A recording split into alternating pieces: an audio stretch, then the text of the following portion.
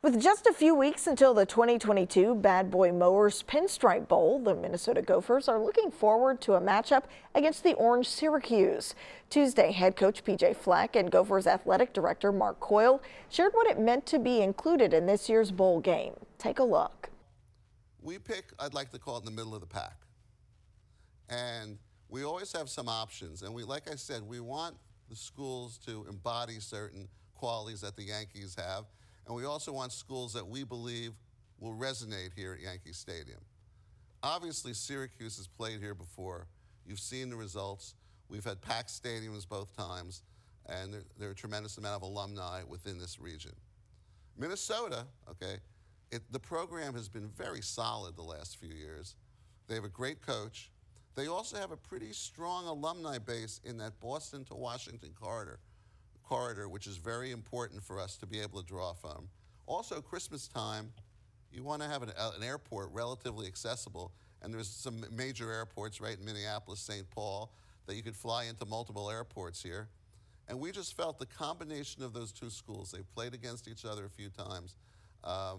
They both are exciting teams, can be explosive at times, both have good defenses, both play very hard for their coaches.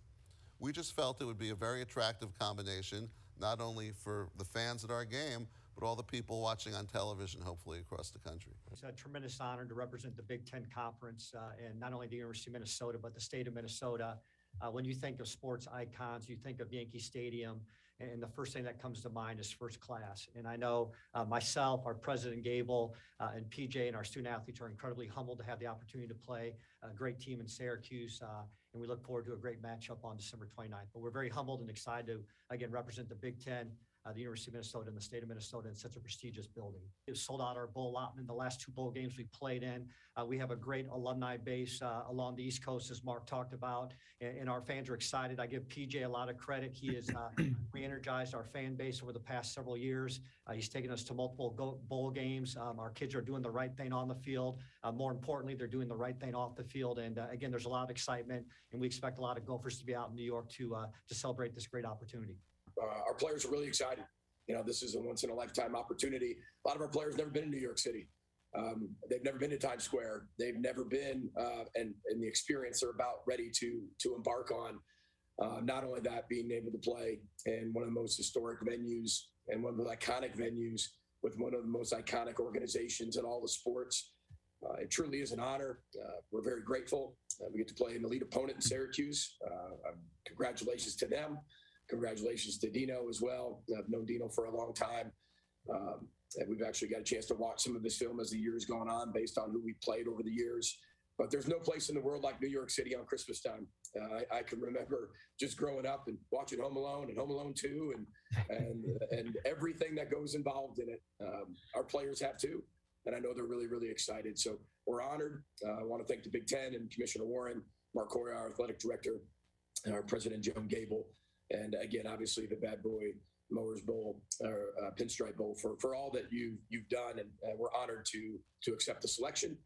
And congratulations to our players as well, because I know they're really excited. And when we told them, they were fired up. And again, like I said, not many of them have been to New York City, so this is going to be one of the most exciting experiences they've ever had, and I can't wait to share it with them. I had an opportunity as an assistant coach to be at that bowl many years ago. And it's still one of the best bowls I've ever been to because of the experience. Bowl games are a reward, right? And for the season that you had, and it's a celebration of the time together, really one last time together before a whole new team starts and everybody goes on their way and everybody moves on with the rest of their life, especially some of our seniors, which I'm sure we'll talk about here in a little bit. But it's just ironic that we're playing in this bowl. We've been studying Derek Jeter's The Captain all year, right? The show that he had. And it's the Jets were just in town with the Vikings. I need a new mower. Like, this is perfect. It works out really well. But I know our guys are really excited, like I said, and it's really special. And I know Dino feels the same way. But we can't wait to be there. I'm so proud to coach this particular football team. They've taught me so much. A lot of these guys are six-year seniors. They were brought, in year one. They were either committed to another place. We re-offered them here, and they came along sight unseen. And it's a really special group. This is an opportunity for us, to win another bowl game, which is huge. But this team has accomplished something that's really special. This is 3 straight full seasons of 8+ wins for the first time since 1903 to 1905. That is historic for our program as we keep knocking down a lot of nevers and firsts, and there's a lot more to accomplish. And these guys are the ones doing that. Our defense, averaged 13.3 points a game, which is the least amount of points since 1967. I mean, that's critical for us.